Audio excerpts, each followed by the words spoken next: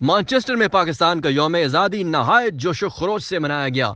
Councillor general Manchester में north west के पाकिस्तानियों और कश्मीरी मर्द ख़वातीन ने बड़ी तादाद में शिरकत की। प्रोग्राम पाकिस्तान जिंदाबाद और कश्मीर बनेगा तादाद में शिरकत की। प्रोग्राम गूंज उठा। इस मौका पर कौंसलर जनरल ने सदर पाकिस्तान और वज़ीर आज़म पाकिस्तान के कौम के नाम पैगाम पढ़कर ओवरसीज पाकिस्तानियों को सुनाए, जिसमें उन्होंने ओवरसीज पाकिस्तानियों से दरख्वास्त की कि पाकिस्तान की खुशहाली और तरक्की में अहम किरदार अदा किया जाए। तकरीब में शैडो वजीर अफजल खान और councillor general lord mayor Manchester Abid Chauhan के अलावा बड़ी तादाद में लोगों ने शिरकत की। उम्मीद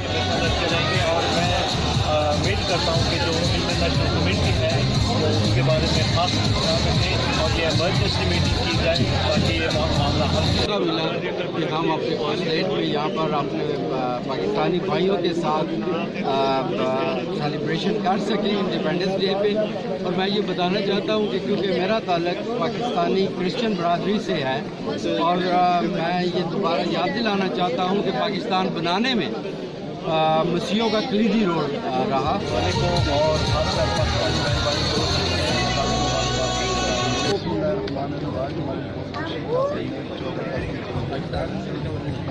तमाम पाकिस्तानी कौम को पाकिस्तान की जश्न आज़ादी की मुबारकबाद देता हूँ और साथ ही हम लोग जितने भी मसीह हैं क्रिश्चियन हैं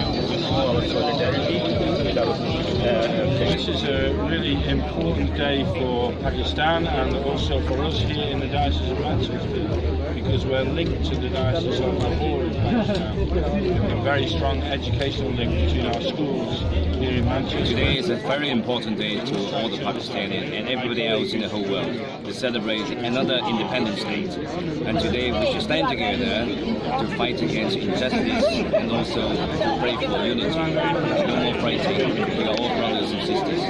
जी बिल्कुल जी, आज का यौम आज़ादी अहले वतन को मुबारक। और पैगाम यही है कि पहले यौम आज़ादी में और आज के यौम आज़ादी में बहुत बड़ा फ़र्क है।